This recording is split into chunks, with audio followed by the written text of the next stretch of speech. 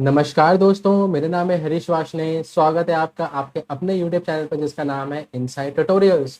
तो फ्रेंड्स, जैसा कि हमने अपना जो लास्ट टॉपिक कवर किया था, वो लास्ट टॉपिक क्या था?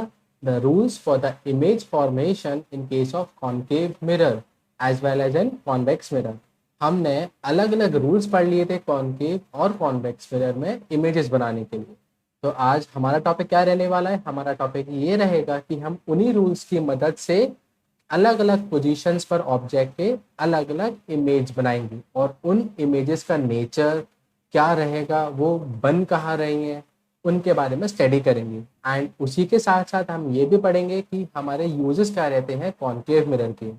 तो आज हमारा जो मेन फोकस रहेगा वो रहेगा आपका कॉन्केव मिरर पर। तो आइए इस टॉपिक को जल्दी से करते हैं शुरू। सबसे पहले हमारा जो केस रहता है वो हमारा केस ये रहता है जब हमने ऑब्जेक्ट को माना है एट इंफिनिटी।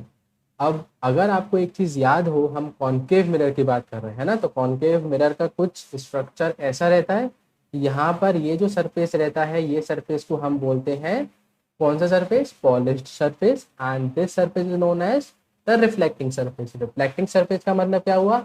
यहाँ से आपका मेजर पोर्शन जो होगा वो लाइट का रिफ्लेक्ट होगा।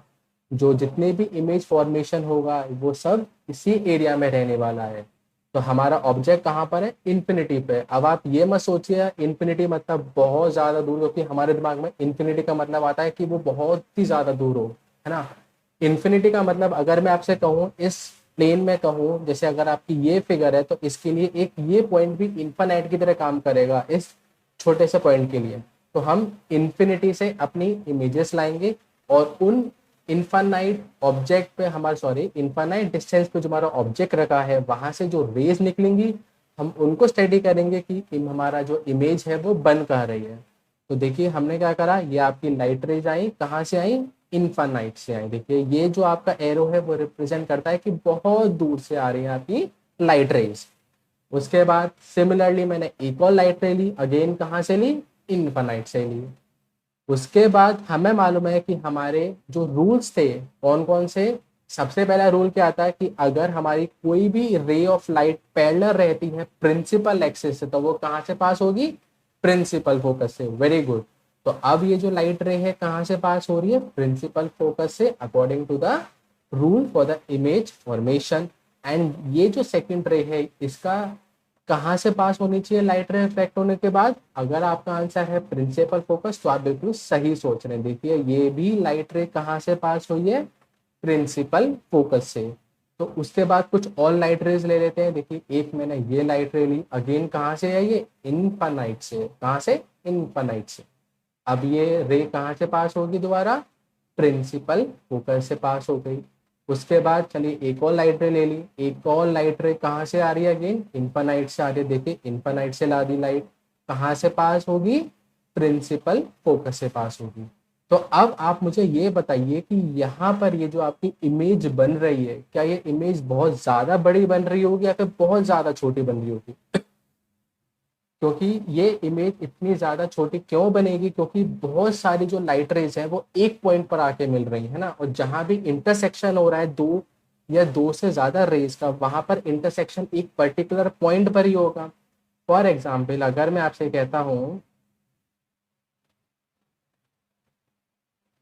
कि सपोज करिए एक ये लाइट रे है आपकी, एक ये लाइट रे, तो ये जो इंटरसेक्ट कर रही है एक पॉइंट पर कर रही है, इसलिए जो आपका इमेज का साइज रहेगा वो बहुत ज्यादा डिमिनिश रहेगा, बहुत ज्यादा छोटी इमेज रहेगी। तो उसके बाद हम क्या पढ़ेंगे कि पोजीशन ऑफ इमेज, इमेज बनी कहाँ पर है? प्रिंसिपल फोकस पर बनी है। उसके बाद साइज, जैसा कि हमने अभी बात करी, हमारा जो साइज है वो कैसा है? हाईली डिमिनिश्ड है और पॉइंट साइज इमेज है। उसके बाद नेचर क्या है इमेज का, है ना। नेचर हमेशा अगर हम बात करते हैं तो या तो वो रियल एंड इन्वर्टेड होगा या फिर वर्चुअल एंड डायरेक्ट होगा, बट हमारा इस केस में जो नेचर रह रहा है वो क्या है? Real and inverted. रियल का मतलब क्या है? एक ऐसी इमेज जो हम स्क्रीन पर ऑब्टेन कर सकते हैं। तो ये आपका पहला केस रहता है जिसमें हमने ऑब्जेक्ट को कहाँ पे रखा? बहुत दूर, इनफाइनाइट पर रखा, ठीक है। उसके बाद नेक्स्ट हम रो पढ़ते हैं, नेक्स्ट इमेज फॉर्मेशन में हमने क्या पढ़ा? अब हम ऑब्जेक्ट को रखेंगे सेंटर ऑफ कर्वेचर के दूर, है ना, बियॉन्ड, मतलब सेंटर ऑफ कर्वेचर अगर यहाँ पर है तो मैं इसको रखूंगा उसके पार। C stands for center of curvature, F stands for principal focus and P stands for pole of the mirror। उसके बाद चलिए ऑब्जेक्ट को रख लेते हैं। ऑब्जेक्ट को हमने रख लिया सेंटर ऑफ कर्वेचर से थोड़ा सा दूर। उसके बाद according to the rule for the image formation हम एक लाइट रे कहाँ डालेंगे, बिल्कुल parallel to the principal axis. And अगर कोई भी लाइट रे पैरेलल रहती है प्रिंसिपल एक्सिस से, कहाँ से पास होनी चाहिए, वो पास होनी चाहिए प्रिंसिपल फोकस से। देखिए प्रिंसिपल फोकस से लाइट रे पास हो गई। उसके बाद हम अपनी जो नेक्स्ट रे है, अब हमने वो नेक्स्ट रे कहाँ से पास करी है, सेंटर ऑफ कर्वेचर से। एंड एक rule for the image formation ये भी है कि अगर कोई भी लाइट रे सेंटर ऑफ कर्वेचर से पास होती है तो वो अनडिफ्लेक्टेड उस पॉइंट से पास होती है। उसका रीजन भी हम अपने पिछले लेक्चर में पढ़ चुके हैं। उसका रीजन क्या था, क्योंकि सेंटर ऑफ कर्वेचर पे हमारी जो लाइट रे फॉल करती है बिल्कुल नॉर्मल पोजीशन पर करती हैं, जिसकी वजह से उन लाइट के पाथ में कोई भी डिफ्लेक्शन नहीं होता। तो अब यहाँ पर जो इमेज बनेगी, क्या ये इमेज बहुत छोटी बनेगी जैसे पिछले केस में हो रहा था, नहीं, हमें दिख रहा है ये कंपैरेबल साइज है जिसके आपकी इमेज बन रही है। तो देखिए इमेज आपकी ये बन गई इधर, और ये इमेज कैसी बन रही है, देखिए ऑब्जेक्ट सीधा था एंड ये इमेज कैसी बन रही है, छोटी बन रही है। तो हम बाय डिफॉल्ट इस इमेज को देख के कह सकते हैं कि हमारा जो नेचर रहने वाला इमेज का वो क्या रहेगा, रियल एंड इन्वर्टेड। उससे पहले हम पढ़ते हैं हमारा इमेज कहाँ बन रही है, position of image between F and C. F stands for principal focus and C stands for centre of curvature. उसके बाद साइज ऑफ द इमेज हम क्या कहेंगे, डिमिनिश्ड कहेंगे। देखिए डिमिनिश्ड हम क्यों कह रहे हैं, डिमिनिश्ड का मतलब क्या है, इसका मतलब ये है कि हमने अगर ऑब्जेक्ट सपोज करिए हमने 1 सेंटीमीटर का ये ऑब्जेक्ट हम अज्यूम कर लेते हैं, तो इसके अगेंस्ट मुझे जो इमेज बन रही है वो कुछ 1 सेंटीमीटर से कम दिख रही है, लेट्स से ये 0.5 या फिर 0.6 सेंटीमीटर की होगी, इसलिए हमने इसको डिमिनिश्ड नाम दिया है। उसके बाद नेचर ऑफ द इमेज हम पढ़ चुके हैं, क्या रहेगा, रियल एंड इन्वर्टेड। अब हमारा आता है थर्ड केस। थर्ड केस में हम क्या लेते हैं, अब हम अपने ऑब्जेक्ट को कहाँ रखवाएंगे, सेंटर ऑफ कर्वेचर पे। याद रखिएगा हम 2 केस पढ़ चुके हैं। पहला केस हमने क्या पढ़ा था, पहला केस हमने ये पढ़ा था कि हमारा जो ऑब्जेक्ट है वो बहुत दूर था, बहुत दूर बोले तो इनफाइनाइट पे था। उसकी हमने ये माना था, उसको हमने ये चीज देखी थी कि हमारी जो इमेज बन रही थी वो कहाँ पे बन रही थी, प्रिंसिपल फोकस पे बन रही थी। उसके बाद थर्ड हमने पॉइंट ये पढ़ा था उसमें कि जो साइज था आपका इमेज का वो बहुत ज्यादा बड़ा था या बहुत छोटा था, या बहुत ज्यादा छोटा था, बहुत ज्यादा छोटा था, हाईली डिमिनिश था। और नेचर क्या था इमेज का, रियल एंड इन्वर्टेड। तो ये 4 फैक्टर आपको हर एक इमेज फॉर्मेशन में लिखने हैं अगर आप फुल मार्क्स सिक्योर करना चाहते हैं उस पर्टिकुलर क्वेश्चन में। सेकंड केस हमने क्या पढ़ा था, हमने अपने ऑब्जेक्ट को कहाँ पे रखा था, सेंटर ऑफ कर्वेचर के बियॉन्ड रखा था। और हमें इमेज कहाँ पर मिली थी, हमें इमेज मिली थी प्रिंसिपल फोकस और सेंटर ऑफ कर्वेचर के बीच में। और क्या इंपॉर्टेंट फाइंडिंग्स थी, और एक इंपॉर्टेंट फाइंडिंग ये थी, हमारी इमेज याद हो तो हमारी इमेज उल्टी बनी थी। देखिए जैसे ये आपकी अगर फिगर है, ये इमेज हमारी कैसी बनी थी, उल्टी बनी थी और कुछ साइज में छोटा था, तो इसलिए आ गया था डिमिनिश। तो अब हम अपना नेक्स्ट केस पढ़ते हैं। नेक्स्ट केस हमारा पोजीशन ऑफ ऑब्जेक्ट कहाँ पर है, सेंटर ऑफ कर्वेचर पर, मतलब ऑब्जेक्ट मेरा यहाँ पर होगा। तो देखिए ऑब्जेक्ट रख दिया हमने यहाँ पर। उसके बाद हमें क्या क्या, सबसे पहले हमें लाइट रे कहाँ से पास करवानी है, parallel to the principal axis. उसके बाद रिफ्लेक्ट होकर कहाँ से पास होगी, प्रिंसिपल फोकस से। तो देखिए ये लाइट रे आई और ये लाइट रे कहाँ से रिफ्लेक्ट होके कहाँ से पास हो रही है, प्रिंसिपल फोकस से पास हो रही है। उसके बाद नेक्स्ट लाइट रे हम दोबारा प्रिंसिपल फोकस से पास करेंगे।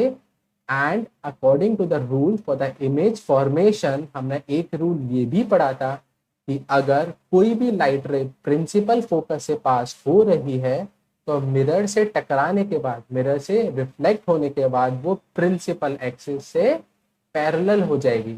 तो अब इसे पैरेलल कर देते हैं प्रिंसिपल एक्सिस से। तो आप ये देखेंगे कि ये जो हमारी इमेज बन रही है वो जस्ट सेंटर ऑफ कर्वेचर के बिल्कुल नीचे बन रही है। तो ये देखिए ये आपकी इमेज बन गई। और आप अगर ये चीज नोटिस कर पा रहे होंगे तो इसका साइज एंड इमेज का साइज, ऑब्जेक्ट का साइज एंड इमेज का साइज कंपैरेबल है, मतलब दोनों एक ही साइज के हैं। तो हमें इंपॉर्टेंट फाइंडिंग्स क्या मिली कि हमारा इमेज जो बन रही है वो कहाँ पे बन रही है, सेंटर ऑफ कर्वेचर पे बन रही है। उसके बाद साइज क्या रहा है इमेज का, it is of the same size as that of the object. And last हमारा नेचर कैसा है, ये इमेज कैसी बन रही है, उल्टी बन रही है। तो क्या रहेगा by default, real and inverted. उसके बाद हमारा आता है फोर्थ इमेज फॉर्मेशन में हम ऑब्जेक्ट को कहाँ रखेंगे। अब देखिए सबसे पहले हमने रखा इन्फानाइट पे, इन्फानाइट से पास लेते हुए आ रहे हैं हम, इन्फानाइट से कहाँ पर लिया है, सेंटर ऑफ कर्वेचर के बिल्कुल थोड़ा दूर लिया है, तो हमारा बन गया सेकेंड केस। फिर थर्ड केस हमारा क्या बन गया था, हम सेंटर ऑफ कर्वेचर पर ही ले आए थे। अब हम थोड़ा और नजदीक आ रहे हैं पोल ऑफ द मिरर से, तो फोर्थ केस क्या रह गया कि सेंटर ऑफ कर्वेचर और प्रिंसिपल फोकस से बीच में। तो अगर मैं आपसे कहूँ फिफ्थ केस आप अज्यूम करो, तो देखो फिफ्थ केस क्या अज्यूम करेगा, हमने सेंटर ऑफ कर्वेचर और प्रिंसिपल फोकस के बीच में लिया है। तो नेक्स्ट केस मेरा क्या रहेगा, अगर मैं एक वाइल्ड गैस लगाऊं तो हम ऑब्जेक्ट को कहाँ पर रख देंगे, प्रिंसिपल फोकस पे। तो ये आपका रहेगा फिफ्थ केस। अभी वापस आते हैं अपने फोर्थ केस पर। तो पोजीशन ऑफ ऑब्जेक्ट क्या है आपकी, सेंटर ऑफ कर्वेचर और प्रिंसिपल फोकस के बीच में। तो चलिए ऑब्जेक्ट को रखते हैं यहाँ पर, ऑब्जेक्ट हमने रख दिया यहाँ पर। उसके बाद ये आई आपकी लाइट रे, कैसे आ रही है, parallel to the principal axis. And again by the rule for the image formation, ये जो लाइट रे है पैरेलल है प्रिंसिपल एक्सिस से, कहाँ से पास होनी चाहिए, प्रिंसिपल फोकस से पास होगी। अब आपको ये लग रहा होगा ना कि यार बार बार सर बार बार रूल्स क्यों रिपीट कर रहे हैं, ये रूल्स इसलिए रिपीट कर रहा हूँ बार बार जिससे कि आपको ये रूल्स बाय हार्टेड हो जाए, बाय आप इसे हाथ के हाथ ही यहाँ पर लर्न कर लो, आपको ज़्यादा मेहनत ना करनी पड़े। उसके बाद अगेन नेक्स्ट जो लाइट रे है वो कहाँ से पास करी, मैंने सेंटर ऑफ कर्वेचर से। अब हमें एक रूल हमने ये भी पढ़ा है कि सेंटर ऑफ कर्वेचर से अगर कोई भी लाइट रे पास होगी तो वो जिस डायरेक्शन से आई थी उसी डायरेक्शन से वापस चली जाएगी। तो देखिए मैंने यहाँ पे एरो बनाए हुए हैं, ये एक एरो इधर है एंड एक एरो आपका इधर आ रहा है। तो अब आप मुझे ये बताइए यहाँ पे जो इमेज बन रही है वो सीधी बनेगी उल्टी बनेगी। अगर आपका आंसर है उल्टी बनेगी तो आप बिल्कुल सही सोच रहे हैं। देखिए ये इमेज आपको उल्टी बनती हुई नजर आ रही है। एंड हमेशा याद रखिएगा जब भी आप इमेज फॉर्मेशन बनाते हैं तो जिस पॉइंट पर आपके दोनों लाइट रेज मीट कर रहे हैं वहां पर इसका एरो रहेगा उस डायरेक्शन में। तो ये आपकी आ गई इमेज। अब आप मुझे ये बताइए कि ये ऑब्जेक्ट ज्यादा बड़ा है या फिर जो उसकी इमेज बन रही है उसका साइज ज्यादा बड़ा है। तो ऑब्वियसली बात है कि भाई हमारा जो इमेज बन रहा है वो बहुत ज्यादा बड़ा है। ये ऑब्जेक्ट सपोज अगर मैं 1 सेंटीमीटर का कहता हूँ तो ये अप्रोक्सीमेटली 4 सेंटीमीटर की तो आपको साइज रहेगा ना इमेज का। तो इमेज का साइज बड़ा है एज कंपैरिजन टू ऑब्जेक्ट। तो नेक्स्ट इंपॉर्टेंट फाइंडिंग क्या रहेगी हमारी, पोजीशन ऑफ इमेज। इमेज कहाँ हमें मिली है, सेंटर ऑफ कर्वेचर से पार, मतलब सेंटर ऑफ कर्वेचर से बियॉन्ड मिली है। उसके बाद साइज क्या रहा है इसका, एनलार्ज रहा है। देखिए एनलार्ज का मतलब ये है कि अगर आपका ऑब्जेक्ट कुछ ऐसे था तो आपको इसकी जो इमेज मिल रही है वो बड़ी मिल रही है। एनलार्ज मतलब इंक्रीज हो रहा है, इंक्रीज इन साइज। नेचर क्या है, इमेज कैसी बन रही है, उल्टी बन रही है, तो कैसा होगा, रियल एंड इन्वर्टेड। तो ये हो गया आपका फोर्थ केस। अब इसमें हम एक और तरीके से इसका इमेज फॉर्मेशन भी कर सकते हैं। एक तरीका और क्या रह सकता है, मैंने क्या करा, एक अपना केस वही है, ऑब्जेक्ट को कहाँ रख रहा हूँ, प्रिंसिपल फोकस और सेंटर ऑफ कर्वेचर के बीच में। अगेन एक रूल तो आपका सेम ही है भाई, प्रिंसिपल एक्सिस से एक पैरेलल एक राइट लाइट रे डालो और कहाँ से पास करवा दो, प्रिंसिपल फोकस से। नेक्स्ट मैं क्या करूंगा, instead of centre of curvature से मैं क्या करता हूँ, एक यहाँ से लाइट रे प्रिंसिपल फोकस की तरफ डाल देता हूँ। देखिए मैंने एक लाइट रे ली और कहाँ पर डाल दी, प्रिंसिपल फोकस पे।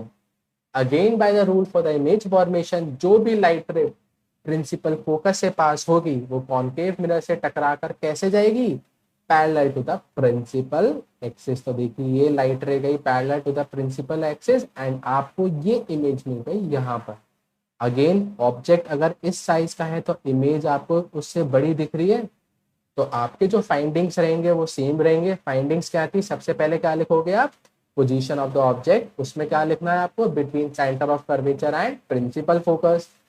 Position of image beyond centre of curvature. उसके बाद नेचर क्या है इमेज का, नेचर आपका रियल एंड इन्वर्टेड है, और साइज ऑफ इमेज का है एनलार्ज्ड है, ठीक है। उसके बाद आते हैं फिफ्थ केस में। फिफ्थ केस हम ऑलरेडी एक गैस कर चुके हैं कि हमारा ऑब्जेक्ट अब कहाँ होगा, प्रिंसिपल फोकस पे होगा। देखते हैं अगर हमारा ऑब्जेक्ट हमने जो गैस करा है वो सही है कि नहीं। तो position of the object at principal focus, तो हाँ हमारा जंक्शन बिल्कुल सही है। हमने ऑब्जेक्ट लिया प्रिंसिपल फोकस पर, लाइट रे लाया सॉरी, लाइट रे हमारी parallel to the principal axis आई, कहाँ से पास होगी, प्रिंसिपल फोकस से पास होगी टकराने के बाद। एंड ये जो एरोज हैं ये बहुत ज़्यादा इंपॉर्टेंट है आपके हर एक रे डायग्राम में। बार बार मैं ये चीज़ रिपीट कर रहा हूँ क्योंकि मैंने बहुत स्टूडेंट्स को देखा है कि वो एरोज नहीं लगाते हैं अपने रे डायग्राम के इमेज फॉर्मेशन में, जिसकी वजह से आपके सीबीएसई में मार्क्स कट हो जाते हैं। तो उसके बाद हमारा नेक्स्ट क्या रहेगा, हम एक लाइट रे हमने पास करवा दी, कहाँ से, सेंटर ऑफ कर्वेचर से। तो आप ये बताइए सेंटर ऑफ कर्वेचर से अगर कोई भी लाइट रे पास होगी तो वो अनडिफ्लेक्टेड जाएगी, मतलब जिस डायरेक्शन से आई थी उसी डायरेक्शन में वापस लौटेगी। इसलिए देखिए ये एरो डबल साइडेड एरो है। तो अब आपको कहीं पे इमेज बनती हुई नजर आ रही है, आ रही है कहीं पर नजर। अब कोई भी दो लाइट रेज है, हम क्या एज्यूम कर लेंगे, ये जो आपकी इमेज है वो कहीं इनफाइनाइट पर जाके, कहीं हम मान लेंगे कहीं इनफाइनाइट पर जाकर इसकी इमेज बनेगी। अगेन साइज क्या रहेगा, आप देखिए अगर मैं सपोज करता हूँ ये यहाँ पर मिलती है ना, तो आज का अगर साइज में कहूँ तो कुछ इस ये साइज रहने वाला है। तो साइज तो इसका बहुत ही ज़्यादा एनलार्ज्ड है, इसे हटा देता हूँ मैं। आई होप आपको ये चीज़ समझ में आई होगी, इसलिए हमने ये लिखा है कि जो साइज है इमेज का वो कैसा है, हाईली एनलार्ज्ड है। फाइनली नेचर क्या रहेगा, बनी तो आपकी इमेज उल्टी ही है तो क्या रहेगा, रियल एंड इन्वर्टेड। अब फटाफट जरा रिवाइज करवा देता हूँ। सबसे पहले हमने ऑब्जेक्ट कहाँ रखा था, सेंटर ऑफ सॉरी इन्फाइनाइट पर रखा था। सेकेंड केस में हमने कहाँ रखा, सेंटर ऑफ कर्वेचर से बियॉन्ड। थर्ड हमने कहाँ रखा, सेंटर ऑफ कर्वेचर पे। फोर्थ केस हमने क्या पढ़ा था, सेंटर ऑफ कर्वेचर और प्रिंसिपल फोकस पे। एंड फिफ्थ जो कि आप अपनी स्क्रीन पर देख रहे हैं वो कहाँ पर था, प्रिंसिपल फोकस पे। तो अब हम धीरे धीरे किसकी तरफ बढ़ रहे हैं, पोल की तरफ बढ़ रहे हैं। तो हमारा जो नेक्स्ट केस रहने वाला है वो क्या रहेगा कि मैं प्रिंसिपल फोकस और पोल के बीच में अपना ऑब्जेक्ट रख देता हूँ। तो देखते हैं कि आपका जो गैस है वो सही है कि नहीं। तो सिक्स्थ केस आता है आपका position of the object between pole and principal focus. ये आया आपका कॉनकेव मिरर। कॉनकेव मिरर में हमने ऑब्जेक्ट रख दिया पोल और प्रिंसिपल फोकस के बीच में। उसके बाद एक लाइट रे लाए हम, कैसे लाए, parallel to the principal axis. Again कहाँ से पास होगी, प्रिंसिपल फोकस से पास होगी। उसके बाद ये जो हमारी लाइट रे है ये मैंने देखी पीछे एक्सटेंड करी है। पीछे क्यों एक्सटेंड करी है इसका मैं आपको बताऊंगा सीक्रेट अभी इसी स्लाइड में ही। उसके बाद एक लाइट रे मेरी कहाँ से जा रही है, सेंटर ऑफ कर्वेचर से जा रही है। देखिए सेंटर ऑफ कर्वेचर से अगर कोई भी लाइट रे जाएगी तो वो अनडिफ्लेक्टेड रहेगी। देखिए यहाँ पर एक एरो है, इसका मतलब जिस डायरेक्शन से आई थी वो उसी डायरेक्शन में वापस भी जाएगी। तो अब आप मुझे ये बताइए ये रेस कैसी है। देखिए यहाँ पर ये डिस्टेंस कुछ इतना है, ठीक, उसके बाद ये डिस्टेंस बढ़ता जा रहा है ना। तो ये रेस कन्वर्ज हो रही है या डाइवर्ज हो रही है, ये रेस डाइवर्ज हो रही है क्योंकि इनके बीच में डिस्टेंस बढ़ता जा रहा है। और अगर डिस्टेंस बढ़ रहा है इनके बीच में तो क्या कभी ऐसी जो दो लाइट रेस कभी आपस में मिलेंगी, नहीं मिलेंगी। भाई अगर दो लाइट रेस को मिलवाना है तो या तो वो कन्वर्ज होनी चाहिए ना एक पॉइंट पर, तो यहाँ पर तो कन्वर्जिंग वाला सीन आ ही नहीं रहा। तो आप कहेंगे सर अगर ये कन्वर्ज नहीं हो रही तो हमारा ऑब्जेक्ट, हमारा इमेज कहाँ बनेगी, हमें तो इमेज बनानी है, वरना मार्क्स कैसे मिलेंगे सीबीएसई में, है ना।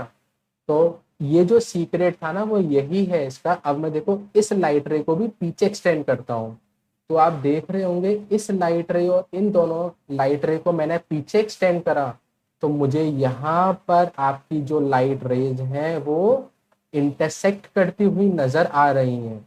और यहाँ पर मैंने लाइट रेज डॉटेड दिखाई हैं, क्योंकि अगर मैं मिरर के पीछे कोई भी लाइट रे बनाऊंगा वो कैसी होनी चाहिए, आपकी डॉटेड रहनी चाहिए, है ना, क्योंकि हमारा जो रियल में इमेज फॉर्मेशन रहेगा वो सारा यहीं पर रहता है। हम यहाँ पर राइट हैंड साइड पर अगर हम बात करते हैं तो यहाँ पर हम दिखाएंगे सारे डॉटेड लाइन से। तो ये आपकी इमेज बन गई। अब इमेज भी मैंने कैसे बनाई है, डॉटेड। इसका मतलब क्या है, और देखिए अगर आपका ऑब्जेक्ट अपराइट पोजीशन में है तो आपकी जो इमेज है वो भी अपराइट पोजीशन में है। इसका मतलब नेचर क्या रहने वाला है इमेज का, virtual and direct. And virtual and direct है, इसलिए मैंने इसको किससे रिप्रेजेंट करा है, डॉटेड लाइन से रिप्रेजेंट करा है। तो position of image behind the mirror. अब देखिए हम मिरर के बिहाइंड बन रही है मेरी इमेज, कहीं भी बन सकती है, यहाँ पे बने यहाँ पे बने, कुछ ऐसा पर्टिकुलर पॉइंट नहीं है। जैसे यहाँ पे प्रिंसिपल फोकस और सेंटर ऑफ कर्वेचर था। Size of the image enlarge, enlarge का मतलब अगेन जो साइज ऑफ द ऑब्जेक्ट है उससे बड़ी है इमेज सॉरी। एंड नेचर क्या है, वर्चुअल एंड इरेक्ट।